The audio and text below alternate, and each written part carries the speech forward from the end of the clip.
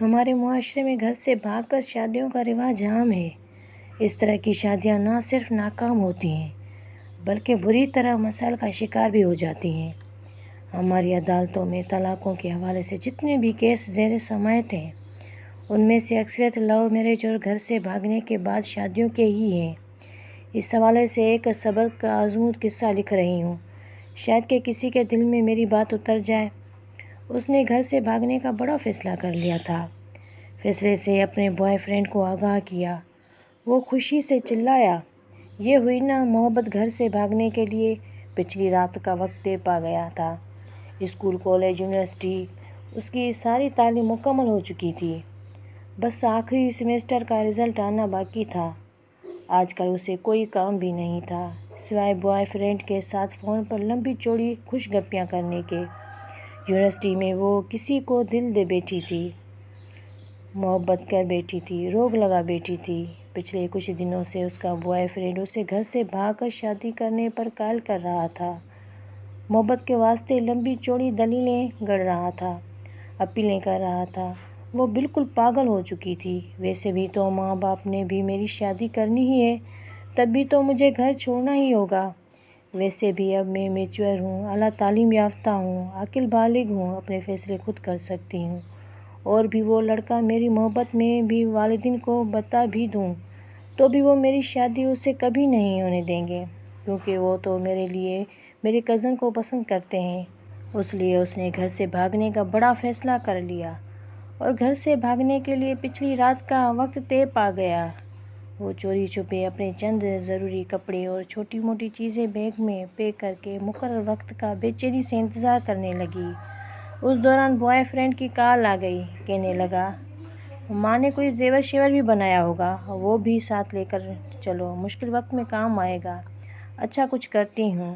اسے پتہ تھا کہ ماں نے اس کے لیے سونے کے زیورات بنا رکھے ہیں۔ وہ ماں کے کمرے سے زیورات نکالنے کی ترکیب سوچنے لگی۔ وقت بہت کم تھا۔ وہ جیسے ہی ماں کے کمرے کی طرف بڑھی، ماں کمرے کا دروازہ کھول کر باہر آ گئی۔ ایک لمحے کے لیے وہ ماں کو سامنے دیکھ کر سکتے میں چلی گئی۔ میری شہزادی، ابھی تک تم جاگ رہی ہو اور یہ تیار ہو کے کہاں جا رہی ہو؟ وہی تو میں آپ کو بتانے آ رہی تھی کہ یونیورسٹی والوں نے ایمرجنسی کچھ کام سے بلایا ہے۔ میری کچھ دوست بھی جا رہی ہیں۔ آپ سو رہی تھی، ڈسٹرب نہ ہو اس لیے آپ کو اس وقت نہیں بتایا۔ اس نے خود کو سنبھالتے ہوئے جھوٹ گڑھ دیا تھا۔ اچھا تم میرے کمرے میں ہی بیٹھو، میں تمہارے لیے کچھ بنا کر لاتی ہوں۔ ماں کچن میں چلی گئی۔ وہ ماں کے کمرے میں داخل ہوئی۔ بہت اچھا موقع مل گیا، اس نے یہ سوچتے ہوئے جلدی سے پیٹی کا دروازہ کھولا تو سب سے پہلے اس کی نظر اپنے لیے بنے لال رنگ کے بہت پیارے لہنگے پر پڑی، جو اس کی ماں نے خاص طور پر شادی والے دن کے لیے اس کی پسند سے بنوایا تھا۔ ماں اکثر کہتی رہتی تھی، جب میری بیٹی اسے پہن کر دلہن بنے گی، شہزادی لگے گی شہزادی۔ ایک سے ایک بڑھ کر اچھا سوٹ، بہترین ڈنر سیٹ، ٹی سیٹ اور نہ جانے کیا کیا سامنے آ رہا تھا۔ بہت سی قیمتی اور چیزیں جو ماں نے چوری چوری بنا کے رکھی تھی، جن کا علم اسے آج ہو رہا تھا۔ چیزیں الٹ پلٹ کرتے کرتے آخر زیورات اس نے ڈھونڈ ہی نکالے، لیکن اس کا دل و دماغ چکرا گیا۔ زیورات اس نے اٹھائے نہیں جا رہے تھے۔ اس نے کمرے میں نظریں دوڑائیں تو دیکھا کہ فریج، مشینیں، برتن، سب کچھ اس کے لیے رکھا پڑا تھا۔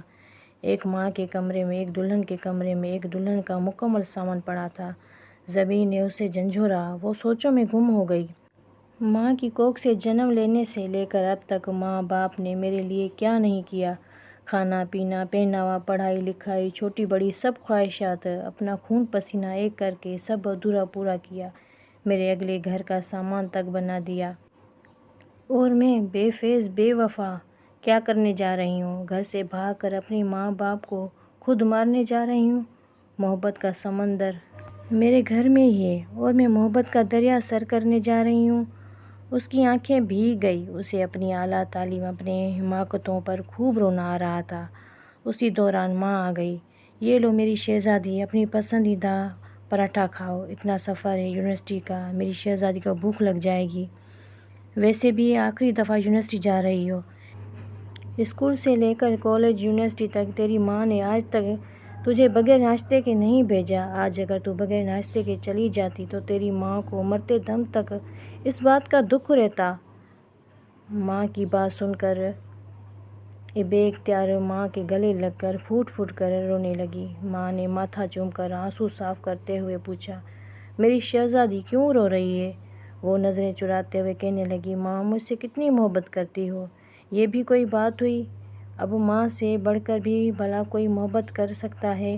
اس دوران اس کے موبائل کی گھنٹی بار بار بج رہی تھی۔ اس نے کال کاٹتے ہوئے میسج لکھا، سوری میں نہیں آ سکتی اور کبھی نہیں آ سکتی۔ کبھی مجھے میری محبت میرے گھر سے ہی مل گئی ہے۔ یہ بات نہ صرف لڑکیوں کو بلکہ لڑکوں کو بھی ذہن نشین کر لینی چاہیے کہ یہ جو ماں کی محبت ہوتی ہے نہ یہ محبتوں کی ماں ہوتی ہے۔ اور والدین اپنے بچوں کے لیے دلہن والا لہنگا، دولہے والی شیروانی ہر وقت تیار رکھتے ہیں۔ اسے منہ کالا کر کے کورٹ کچہریوں میں پہننے کے بجائے اپنے ماں باپ کے گھر سے ہی پہنا کرو، کیونکہ تم پر ان کا حق ہے جو بالکل برحق ہے۔